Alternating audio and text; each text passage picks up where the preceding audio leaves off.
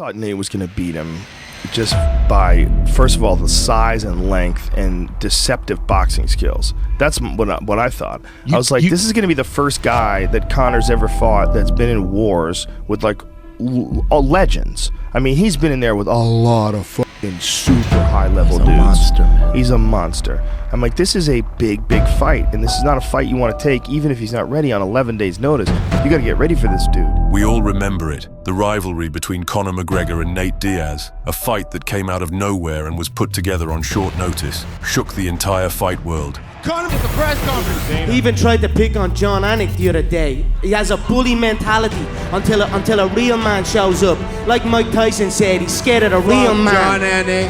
Shut your f***ing mouth, you'll do nothing. You'll do f***ing nothing. Not one of you'll do nothing. Get the f*** out of here. Get the f*** out of here.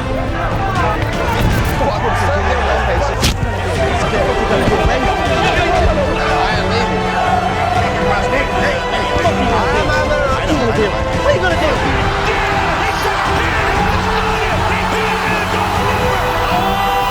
Hey, I'm not surprised, mother. Today, we're breaking this whole story down for you guys. Smash the like button, and let's get into it. Why back at 155 and not 170? That's just the way things worked out. You know, they give me a list of names at 170, and it was like never heard of any of them.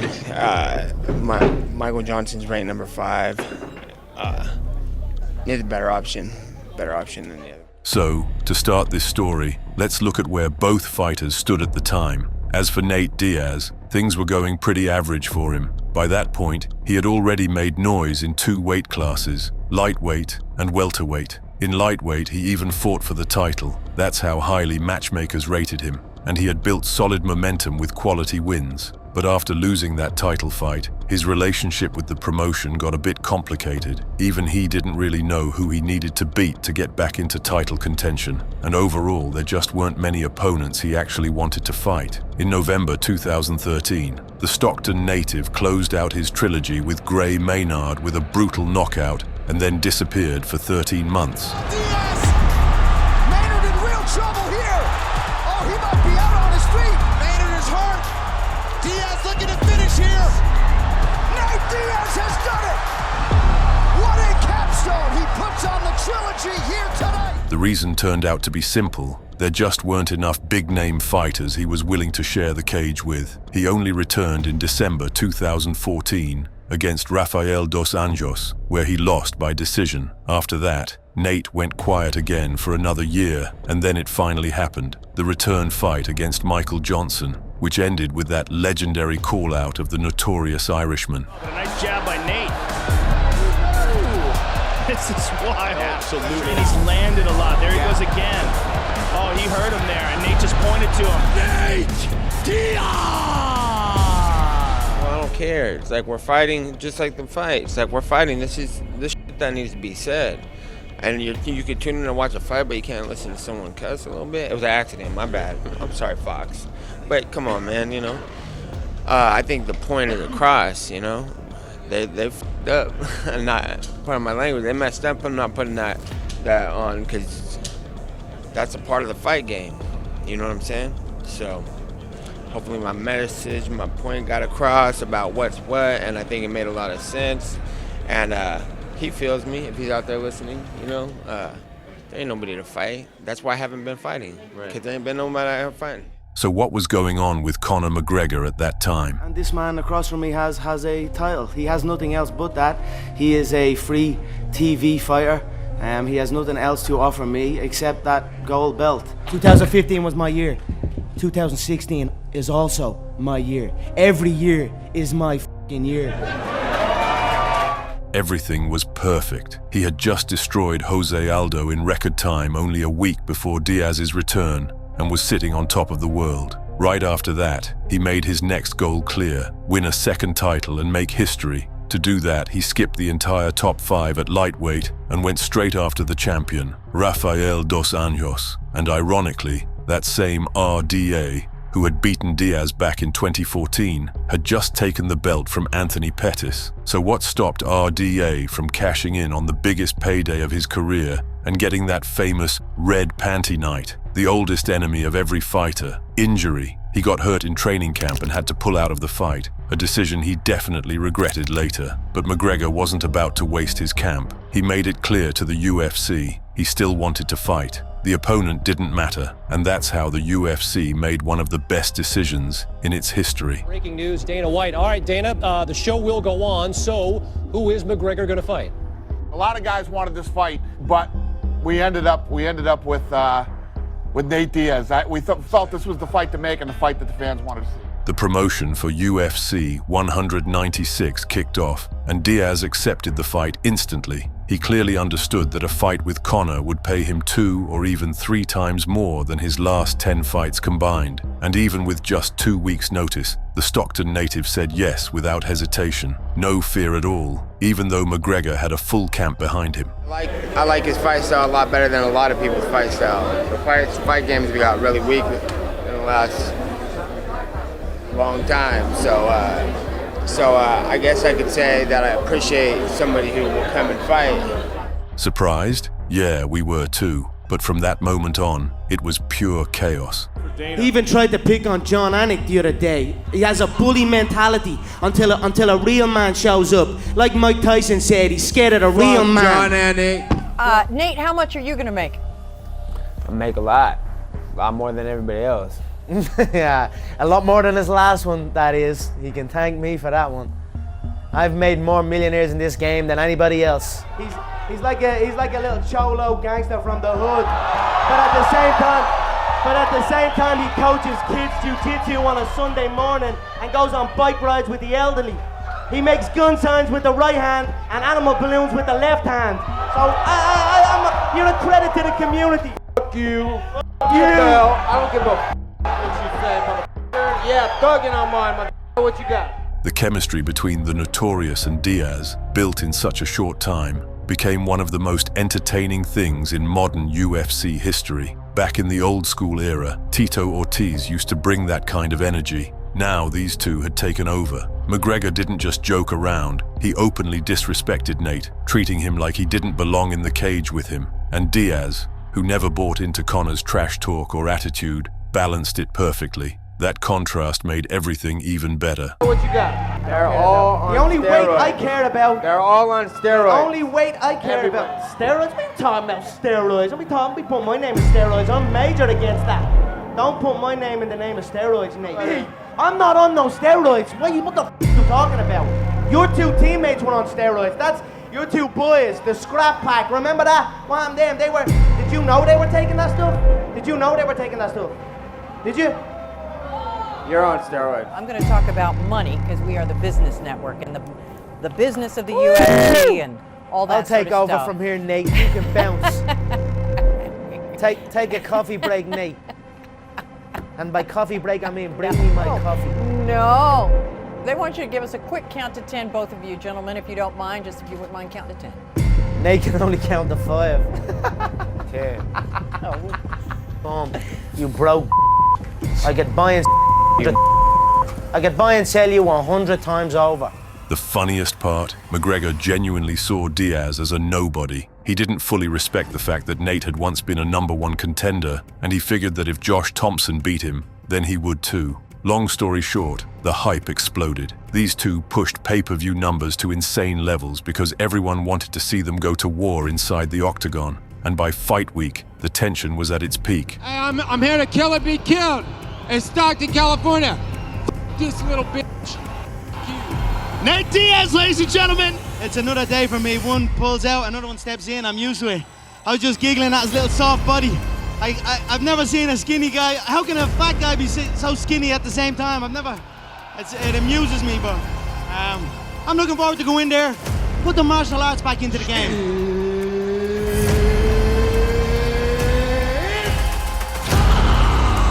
Not a chance. Not a chance. Nate Diaz. Conor McGregor. Fight scheduled for 5-minute rounds. be a factor for either fighter. Nate training for the triathlon Joe mentioned. Nate Diaz making up some ground here in the second round. Big difference here is he got him with the good one there. Tagged him. He heard him. He caught him again with the right hook. And another left. Oh! Again with the right. Yeah! He shot him. He hit it all over. Oh! Hey, I'm not surprised, motherfuckers. As they say, overconfidence kills. McGregor underestimated Diaz, went all in trying to knock him out, and completely gassed by the end of round 2. Diaz, on the other hand, stayed composed. He survived the storm, took the shots, and then forced McGregor to tap with a choke. It was a shock, a massive one. I took the chance going at 170, but Nate came in. He was, I felt I took him the first round, but I was inefficient with my energy. But I'm humble in victory or defeat. I respect Nate. He came in. He took the fight on short notice, came in at 170 and done the job. He was efficient. I wasn't efficient. That was it, I feel. The entire MMA world was stunned. McGregor had built such a powerful aura that people believed he could destroy opponents with words alone. His left hand looked like a weapon of mass destruction. And when that weapon didn't work on Diaz, after it had just wiped out the King of Rio, it became clear this story wasn't ending there. When the next round started, it came quicker than I thought. And when I started landing shots, I was like, this is a wrap, because you ain't going no farther than this. I could tell by the landed punches and how his punches started. I started smothering his punches and they started easing up. And I was like, and then I had him on the cage and I was like, you don't have shit to say now, do you? And then I put a knee in his stomach and I heard him go, huh, and I was like, yeah, this is good, this is it. And then all of a sudden he's shooting for a takedown, and I'm like, oh, you're a wrestler now. You're a wrestler. I remember I'm the black belt in jiu-jitsu, and you're shooting on me now, so me and you know that this is a wrap. This is a wrap.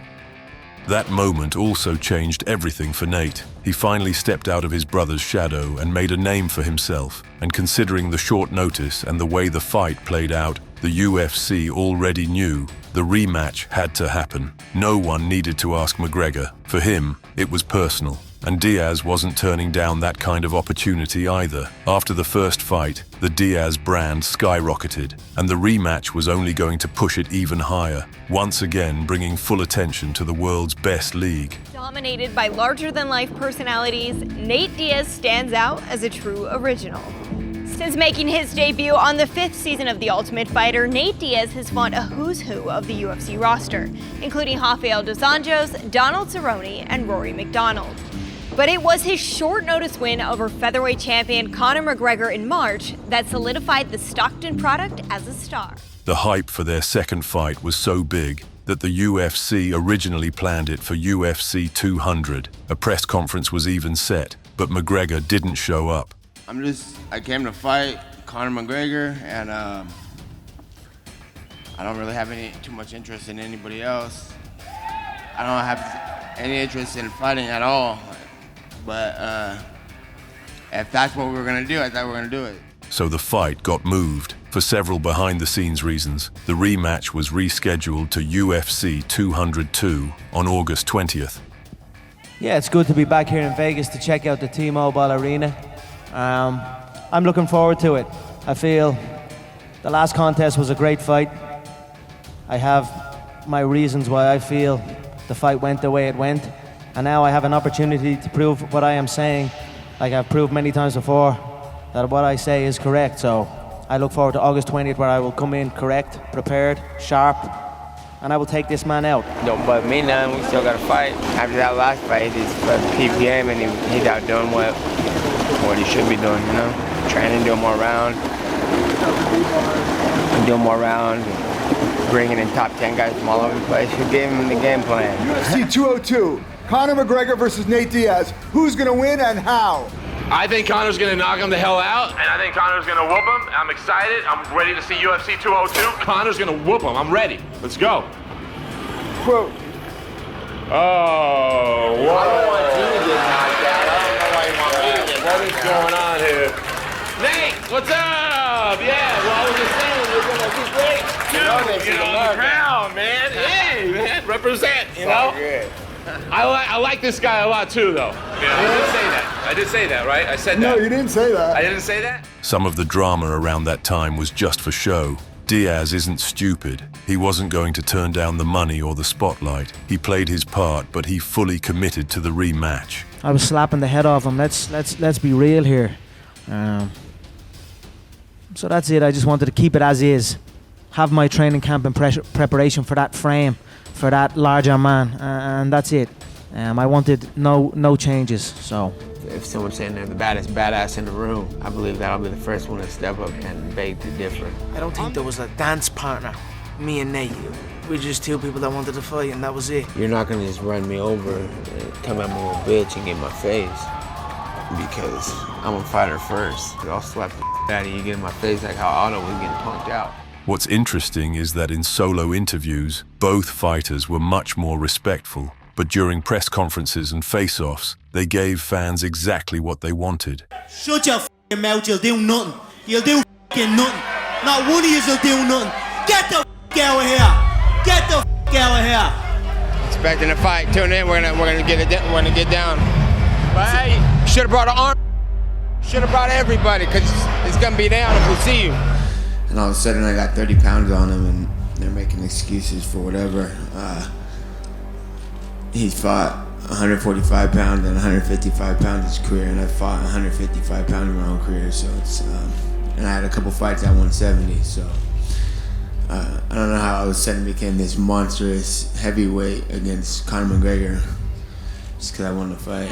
He should have killed me when he had the chance, because now I'm back and I'm gonna kill you and your whole f***ing team. You and them bitch kids. I train always hard to kill.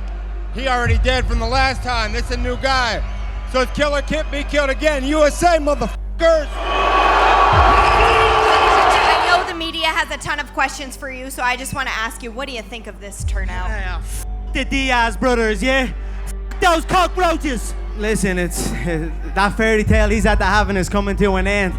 So all his little fans giving him this invincible feeling that he can't be knocked out. He can be knocked out, and he will be knocked out.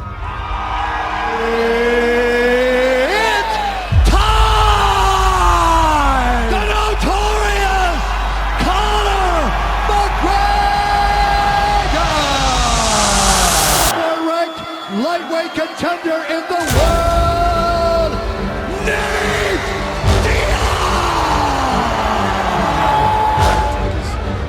Nate has shown the ability to be hit there before. And again, over and over. Oh, he rocked up, tagged him. Straight left connects. Tag lock. He holds it down. Weathered the storm. Nate put pressure on Oxen. And it did. Big combination. Nate Diaz weathered the storm, and now Conor McGregor is in trouble. He just pointed to him, and he just rocked him. Pushes to the jaw. Oh, there's the big body shots. McGregor's in big trouble here. Nate Diaz is looking to finish him right here, right now. Big trouble for McGregor. The notorious Conor McGregor! The second fight delivered. It even surpassed the first in pay-per-view numbers. According to the judges, Conor McGregor won by majority decision. This time, the fight was much more competitive. They went the full distance, made each other bleed, and gave everything they had. To call it a war would be an understatement. McGregor wanted to prove that the first fight was a fluke, and he prepared seriously for it. And this time, it paid off. I didn't think for a second that I lost at the end of the fight. I thought I won the fight. It was incredible. It was a great fight. It was everything that I thought it would be. I never saw it going 5 rounds, though. I didn't think that fight would go 5. It did. Both guys are incredibly tough. Warriors, man. Those guys are unbelievable. You had to dig deep. Give us your thoughts. Surprise, surprise, motherfucker! The king is back! They all doubt me! Every one of you doubt me! Woo! Doubt me now! Mine's war! Doubt me now! Doubt me now! That's how this legendary, or rather unexpectedly legendary, rivalry came to an end. After that, their careers went in completely different directions. You already know McGregor's story: boxing, business, everything that followed. Diaz, after cashing out, took a long break and started fighting only when he wanted to. Then he finished his UFC contract and tried himself in boxing. Not on McGregor's level, but still made good money fighting Jake Paul and Jorge Masvidal. Over time, Diaz also became one of the symbols of the BMF title, even without winning it, because he and Masvidal were the ones who really brought that idea into the UFC. In the end, Nate became a full-fledged star, independent of anyone else. I fucking ripped the cartilage in my rib. I was like, I can't even fight this motherfucker. Fuck that. I'm not going, you know what I'm saying? I'm fuck that shit. I was fucked up in that fight. Yeah, we're fighting a third time. Second one wasn't fair.